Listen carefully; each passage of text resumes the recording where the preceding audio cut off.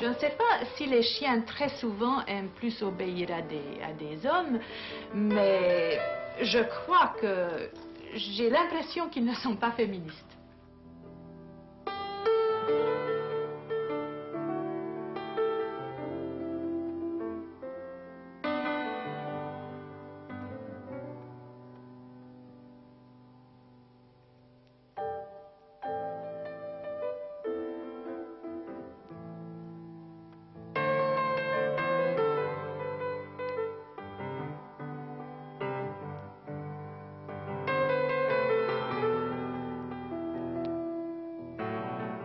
Neptune est arrivé dans ma vie comme l'aboutissement d'un rêve. J'avais toujours le rêve de grand fidèle chien, le compagnon de l'homme et de la femme.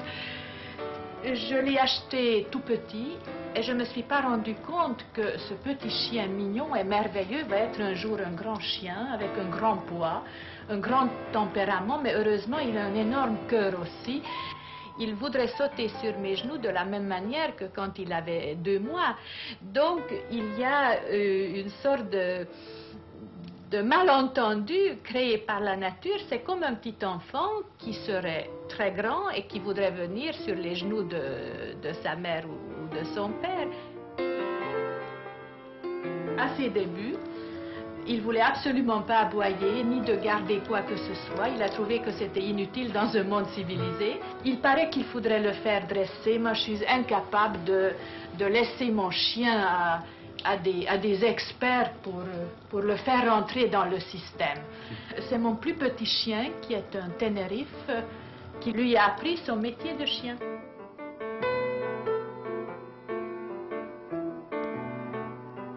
Qui fait partie d'une période assez difficile de ma vie parce que à l'époque j'ai eu beaucoup de problèmes. J'étais embarquée dans un roman qui me prenait très fort, qui s'appelait Le Type Merveilleux, qui m'a fait partir aux États-Unis.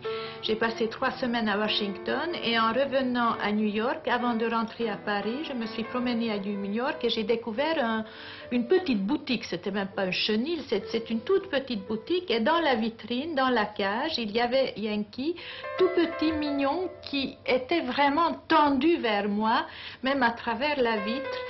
Et je me suis dit, eh ben, c'est la bêtise que je ne ferai jamais, je n'aurai jamais de chien. Je ne voulais pas de chien à l'époque, j'avais mes raisons.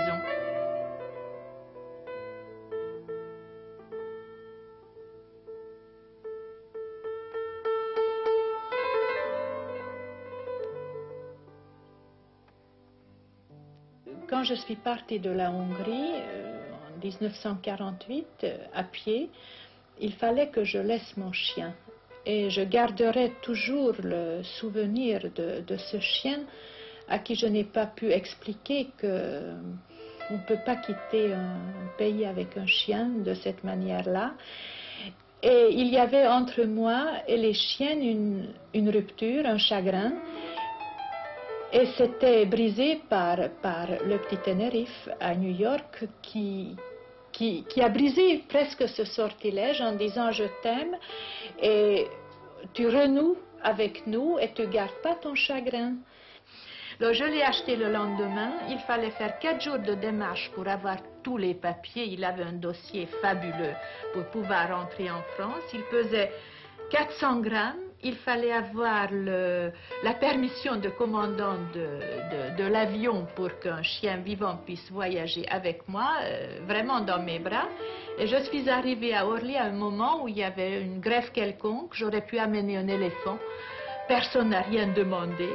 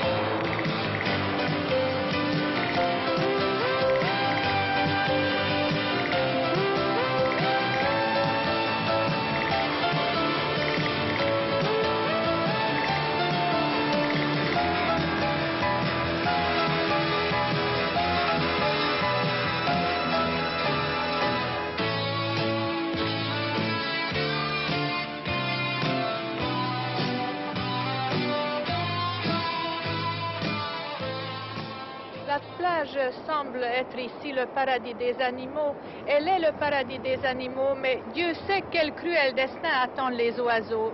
Ici, les chasseurs viennent et du 14 juillet au 31 mars, selon une loi archaïque, ils ont le droit de tirer sur les oiseaux, sur les canards sauvages. Et très souvent, ils tirent sur les mouettes et les vagues rapportent les mouettes ensanglantées. Qu'on en termine, ce n'est plus supportable.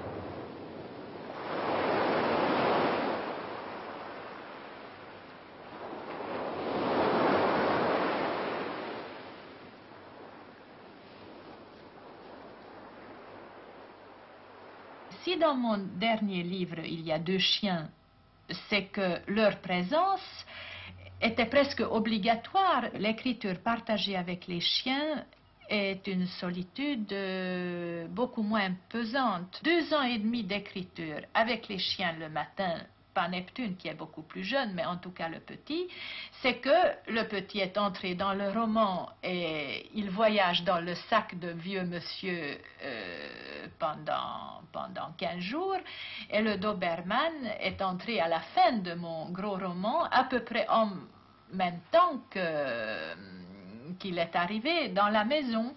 Donc ce sont des présences agréables, chaleureuses, très fraternelles, et en même temps très fort attachées à la réalité, c'est-à-dire quand par exemple vous écrivez une scène qui se passe sur un bateau et le bateau navigue sur le Nil et vous avez à vos pieds un Doberman qui ronfle, c'est assez drôle, mais ça me ramène, mes chiens me ramènent à la réalité. Le sortilège se casse, mais où est la vraie vie? Dans le roman ou amené par les chiens en revenant vers la réalité? Je ne sais pas.